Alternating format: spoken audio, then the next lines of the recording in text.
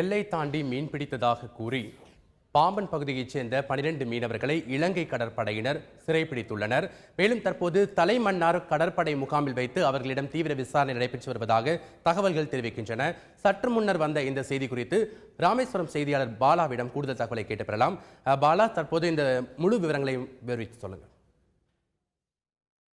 நேற்று ராமேஸ்வரம் அடுத்துள்ள பாம்பன் பகுதியில் இருந்து 100க்கும் மேற்பட்ட விசைப்படகுகளில் மீனவர்கள் கடலுக்கு மீன்பிடிக்க சென்றுள்ளனர். அதே போல நேற்று முன்தினம் நாட்டுப்படகு மீனவர்களும் கடலுக்கு மீன்பிடிக்க சென்றுள்ளனர். இந்நிலையில் இன்று அதிகாலை மன்னாரினுடைய தென்கடல் பகுதியில் மீன்பிடித்ததாக கூறி ஒரு விசைப்படகையும் அதில் இருந்த மீனவர்களையும் அதே போல நாட்டுப்படகில் இருந்த மீனவர்களையும் மொத்தம் 12 மீனவர்களை இலங்கை கடற்படை மன்னாரினுடைய தெற்கு பகுதியில் வைத்து கைது செய்துள்ளனர். கைது செய்யப்பட்ட மீனவர்கள் தற்பொழுது இலங்கையினுடைய மன்னார் கடற்படை முகாமில் வைத்து விசாரணை மேற்கொண்டு வருகின்றனர். இன்னும் சிறிது நேரத்தில் மீன்வள நீரியல் துறை அதிகாரிகளிடம் ஒப்படைக்கப்படும் பட்சத்தில் அவர்கள் மீது வழக்கு பதிவு செய்யப்படுவார்கள் என தெரிய வருகிறது.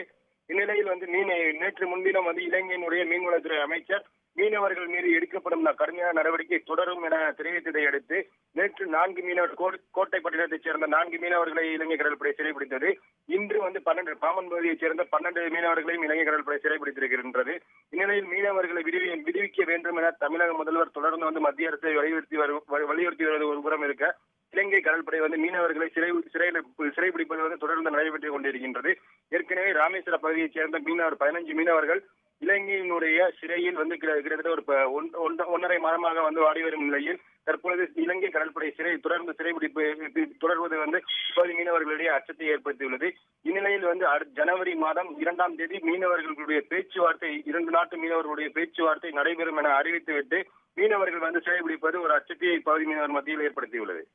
பாலா, இலங்கை வெளியுறவுத்துறை அமைச்சர் பேச்சுவார்த்தை நடத்தியது பிறகும் தொடர்ந்து இது போன்ற கைது சம்பவம் தொடர்ந்து நடைபெற்றுக் கொண்டிருக்கிறது. இதற்கு என்ன காரணம் சொல்லப்படுகிறது?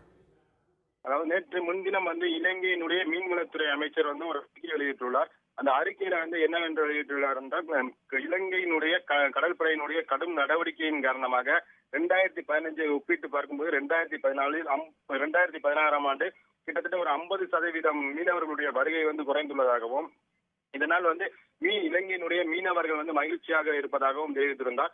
அதே மட்டும் இல்லாமல் இனி வரும் காலங்களிலும் மீனவர்கள் மீது தமிழக மீனவர்கள் மீது கடுமையான நடவடிக்கை எடுக்கப்படும் என தெரிவித்த அடுத்த நாளே மீனவர்கள் தொடர்ந்து கைது செய்யப்படுறாங்க. அது மட்டும் இல்லாமல் இரு நாட்டு மீனவர்களுடைய பேச்சுவார்த்தையும் எப்பொழுது போல் நடைபெறும் எனவும் தெரிவித்துள்ளார். விடுவிக்கப்பட்ட படகுகள் எக்காரணத்தை கொண்டும் எந்த சந்தர்ப்பத்திலையும் விடுவிக்கப்பட மாட்டாது எனவும் அறிவித்துள்ளார். இந்நிலையில் அவர் அறிவித்த அடுத்த தினமே தொடர்ந்து மீனவர்கள் கைது செய்திருப்பது இப்போது மீனவர்கள் மத்தியில் பெரும் அச்சத்தை ஏற்படுத்தியுள்ளது. பாலா, ஏற்கனவே 109 படகுகள் இலங்கை வசம் இருக்கிறது. தற்போது இந்த 12 மீனவர்களோட சேர்த்து படகுகள் ஏதாவது பறிமுதல் செய்யப்பட்டிருக்கா? இன்று ஏற்கனவே 107 படகுகள் இருந்த நிலையில் நேற்று 2 படகுகள் கோட்டைப்பட்டினத்தைச் சேர்ந்த புதுக்கோட்டை மாவட்டம் கோட்டைப்பட்டினத்தைச் சேர்ந்த 2 படகுகள் என 109 படகுகள் இலங்கையினுடைய வருகிறது. இந்நிலையில் இன்று ஒரு மற்றும் ஒரு விசைப்படகை இன்று பறிமுதல் செய்துள்ளனர். இதனால் படகுகளின் எண்ணிக்கை இலங்கை அரசினுடைய பறிமுதல் செய்துள்ள படகுகளின் எண்ணிக்கை 111ஆக உயர்ந்துள்ளது. ஆனால் இப்ப பறிமுதல் செய்து வைக்கப்பட்டுள்ள படகுகள் தற்பொழுது அடித்த புயல் மற்றும் காற்றின் காரணமாக ஒரு 50க்கும் மேற்பட்ட படகுகள் முற்றிலும் சேதம் அடைந்துள்ளதாக இலங்கையில் உள்ள தகவல் தெரிவிக்கிறது.